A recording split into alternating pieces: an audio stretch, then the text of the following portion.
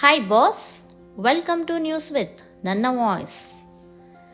ನಮಸ್ತೆ ಸ್ನೇಹಿತರೆ, ನೀವು ಒಂದು ಸಣ್ಣ ಅಂಗಡಿ ಮಾಲೀಕರ? ಟೀ ಅಂಗಡಿ, ಪಾನಿಪುರಿ ಅಂಗಡಿ, ಪ್ರಾವಿಷನ್ ಸ್ಟೋರ್, ತರಕಾರಿ ಅಂಗಡಿ, ರಸ್ತೆ ಬದಿಯ ಹೋಟೆಲ್ ಇಟ್ಕೊಂಡಿದ್ದೀರಾ? ನಿಮ್ಮ ಅಂಗಡಿ ಅಥವಾ ಹೋಟೆಲ್ನಲ್ಲಿ ವ್ಯಾಪಾರ ಮಾಡಿದವರಿಗೆ ದುಡ್ಡು ಕೊಡಲು ಯಾರಿಗಾದರೂ Google Pay, PhonePe, QR code ತೋರಿಸ್ತೀರಾ ಅಲ್ವಾ? ಹಾಗಿದ್ದಲ್ಲಿ ಈಗ ನಾನು ಈ ವಿಡಿಯೋದಲ್ಲಿ ತಿಳಿಸುತ್ತಿರುವ ಸಂಗತಿ ಖಂಡಿತ ನಿಮಗೆ ಶಾಕ್ ಕೊಡುತ್ತೆ. ಅದು ಹೇಗೆ? ನಿಜವಾಗ್ಲೂ ಈ ವಿಷಯ ಶಾಕ್ ಕೊಡುತ್ತಾ ಇಲ್ವಾ? ತಿಳ್ಕೋಬೇಕಾದ್ರೆ ಈ ವಿಡಿಯೋವನ್ನು ಕೊನೆ ತನಕ ನೋಡಿ, ನನ್ನ ಚಾನಲ್ಗೆ ಸಬ್ಸ್ಕ್ರೈಬ್ ಮಾಡಿ ಪ್ರೋತ್ಸಾಹಿಸಿ. ಫ್ರೆಂಡ್ಸ್, ಇತ್ತೀಚೆಗೆ ಎಲ್ಲ ಕಡೆ ಒಂದು ನ್ಯೂಸು ವೈರಲ್ ಆಗ್ತಾ ಇದೆ. ₹1 ಆಗಿರಲಿ, ₹10 ಆಗಿರಲಿ, ನೀವು ಆನ್ಲೈನ್ ಪೇಮೆಂಟ್ ಪಡೆದ್ರೆ ಸರ್ಕಾರಕ್ಕೆ GST ಕೊಡಬೇಕು ಅಂತ. ಇದು ನಿಜಾನಾ ಅಥವಾ ಇಲ್ವಾ ಎಂಬ ಗೊಂದಲ ಸಾಕಷ್ಟು ಜನರ ನೆಮ್ಮದಿ ಕೆಡಿಸಿದೆ. ಇದು ಸಣ್ಣ ಪುಟ್ಟ ವ್ಯಾಪಾರಿಗಳ ಜೀವನದ ಮೇಲೆ ಪರಿಣಾಮ ಬೀರುತ್ತಾ ಎಂಬುದನ್ನು ನಾವು ಈ ವಿಡಿಯೋದಲ್ಲಿ ವಿವರವಾಗಿ ತಿಳಿದುಕೊಳ್ಳೋಣ. ಮೊದಲಿಗೆ, ಏನಿದು ಹೊಸ ಗೊಂದಲ? ಇತ್ತೀಚೆಗೆ ಕೆಲವರು ಹೇಳ್ತಾ ಇದ್ದಾರೆ, ನೀವು QR ಕೋಡ್ ಇಟ್ಟಿದ್ರೆ, ಆನ್ಲೈನ್ ಪೇಮೆಂಟ್ ಬಂದರೆ, ನೀವು ಬ್ಯಾಂಕಿಗೆ ಟ್ರಾನ್ಸಾಕ್ಷನ್ ಮಾಡಿದರೆ, ನೀವು ಬ್ಯಾಂಕ್ ಸ್ಟೇಟ್ಮೆಂಟ್ನಲ್ಲಿ ಇನ್ಕಮ್ ತೋರಿಸ್ತಾ ಇದ್ರೆ ತಕ್ಷಣವೇ GST ಆಫೀಸರ್ ಬಂದು ಕೇಳ್ತಾನೆ ಅಂತ. ಈ ಸುದ್ದಿ ನಿಜಾನಾ? ಇಲ್ಲ ಅಂದರೆ ಜನ ಯಾಕೆ ಇಷ್ಟು ಹೆದರುತ್ತಿದ್ದಾರೆ? ಸತ್ಯವೇನು ಅಂತ ನೋಡೋಣ.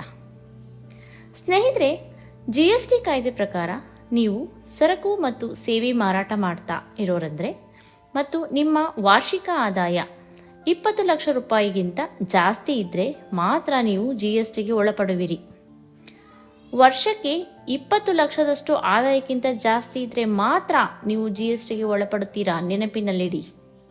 ಉದಾಹರಣೆಗೆ, ಒಂದು ಪ್ರಾವಿಷನ್ ಅಂಗಡಿ ವರ್ಷಕ್ಕೆ 15 ಲಕ್ಷ ಟರ್ನ್ ಓವರ್ ಇದೆ, QR ಕೋಡ್ ಇಟ್ಟು ಗೂಗಲ್ ಪೇ, ಫೋನ್ಪೇ ಡಿಸ್ಕೌಂಟ್ ಕೊಡ್ತಿದ್ದಾರೆ ಅಂದರೆ ಅವರು GST ರಿಜಿಸ್ಟರ್ ಮಾಡಬೇಕಾ? ಖಂಡಿತ ಇಲ್ಲ. ಏಕೆಂದರೆ ಅವರ ಟರ್ನ್ ಓವರ್ 20 ಲಕ್ಷಕ್ಕಿಂತ ಕಡಿಮೆ ಇದೆ.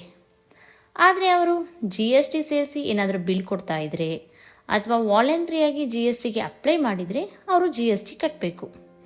ಹಾಗೂ ಅವರು ಆ ರೀತಿ ಮಾಡಿಲ್ಲ ಅಂದರೆ ಖಂಡಿತವಾಗ್ಲೂ ಅವರು GST ಕಟ್ಟೋ ಹಾಗಿಲ್ಲ. ಈ ರೀತಿ GSTಗೆ ವಾಲಂಟ್ರಿಗೆ ಅಪ್ಲೈ ಮಾಡಿ GST ಮೇಲೆ ಬಿಲ್ ತಗೊತಾ ಇರೋದು ಖಂಡಿತವಾಗ್ಲೂ ಅವ್ರ BPL ಕಾರ್ಡ್ ಕೂಡ ರದ್ದಾಗುತ್ತದೆ. ಆನ್ಲೈನ್ ಪೇಮೆಂಟ್ ಮಾಡಿಸ್ಕೊಂಡ್ರೆ ಏನಾಗುತ್ತೆ? ಕೆಲವರು ಹೆದರುತ್ತಿದ್ದಾರೆ, ಅವರು ಗೂಗಲ್ ಪೇ, ಫೋನ್ಪೇ ಅಮೌಂಟ್ ನೋಡಿ ಆಡಿಟ್ ಮಾಡ್ತಾರೆ ಅಂತ. ಇದನ್ನು ಸರಿಯಾಗಿ ಅರ್ಥ ಮಾಡಿಕೊಳ್ಳಿ. ಅಧಿಕಾರಿಗಳು ಆಡಿಟ್ ಮಾಡೋದು ನಿಗದಿತ ಪ್ರಮಾಣಕ್ಕೆ ಹೋದ ಮೇಲೆ ಮಾತ್ರ. ವಾರ್ಷಿಕ ಆದಾಯ 20 ಲಕ್ಷ ರೂಗಿಂತ ಅಧಿಕವಾದರೆ ಮಾತ್ರ ಪ್ರತಿ QR ಕೋಡ್ ಸ್ಕ್ಯಾನ್ ಮಾಡಿದರೆ ನಿಮಗೆ ಎನ್ಕ್ವೈರಿ ಬರೋದು, ಇಲ್ಲ ಅಂದರೆ ಇಲ್ಲ. ಹಾಗಾಗಿ ಈ ರೀತಿ ಹೆದರಿಕೆಗೆ ಆಧಾರವಿಲ್ಲ. ಆದರೆ ಲೆಕ್ಕಪತ್ರ ಸರಿಯಾಗಿ ಇಟ್ಟಿರೋದಷ್ಟೇ ಮುಖ್ಯ. ನಮ್ಮ ಸಣ್ಣ ಅಂಗಡಿದಾರರಿಗೆ ಹೇಳೋದೇನೆಂದರೆ, ನಿಮಗೆ GST ಅರ್ಥ ಆಗಲಿಲ್ವಾ? ಹಾಗಾದರೆ ಒಳ್ಳೆ CA ಅಥವಾ ಅಕೌಂಟೆಂಟ್ನಿಂದ ಸಲಹೆ ತಗೊಳ್ಳಿ. ಎಲ್ಲ ಆನ್ಲೈನ್ ಪೇಮೆಂಟ್ಗಳ ರೆಕಾರ್ಡ್ ಇಟ್ಕೊಳ್ಳಿ. ಬ್ಯಾಂಕ್ ಸ್ಟೇಟ್ಮೆಂಟ್, ಇನ್ವಾಯ್ಸ್ ಇದ್ರೆ ಸರಿ.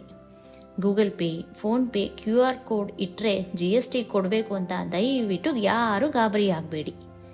ಈ ವಿಡಿಯೋ ನೋಡಿ ನಿಮಗೆ ನಾನು ನೀಡಿದ ಮಾಹಿತಿ ಇಷ್ಟವಾಗಿದ್ದಲ್ಲಿ ದಯವಿಟ್ಟು ಸಬ್ಸ್ಕ್ರೈಬ್ ಮಾಡಿ ಹಾಗೂ ಶೇರ್ ಮಾಡಿ. ಇಂತಹ ಸಾವಿರಾರು ಸಣ್ಣ ಅಂಗಡಿಗಳಿಗೆ ನಿಜ ಏನು ಎಂದು ತಿಳಿಯುತ್ತದೆ. ಇದು ನಿಮ್ಮ ಧ್ವನಿ. ನಿಮ್ಮ ಗೊಂದಲಗಳಿಗೆ ಪರಿಹಾರ ನೀಡುವ ಮಾಹಿತಿಯನ್ನು ನೀಡುವುದೇ ನನ್ನ ಕೆಲಸ. ದಯವಿಟ್ಟು ಈ ವಿಡಿಯೋ ಶೇರ್ ಮಾಡಿ, ಲೈಕ್ ಮಾಡಿ. ನ್ಯೂಸ್ ವಿತ್ ನನ್ನ ವಾಯ್ಸ್ ಚಾನಲ್ಗೆ ಸಬ್ಸ್ಕ್ರೈಬ್ ಮಾಡಿ. ನಾವು ಜನಕ್ಕೆ ಸಹಾಯ ಮಾಡಲು, ನಿಜ ಹೇಳಲು, ಇಲ್ಲ ಸಲ್ಲದ ವದಂತಿಗಳ ವಿರುದ್ಧ ನಿಲ್ಲೋದಕ್ಕೆ ಬದ್ಧವಿದ್ದೇವೆ. ಧನ್ಯವಾದಗಳು. ನಿಮ್ಮ ದಿನ ಸುಖಕರವಾಗಿರಲಿ.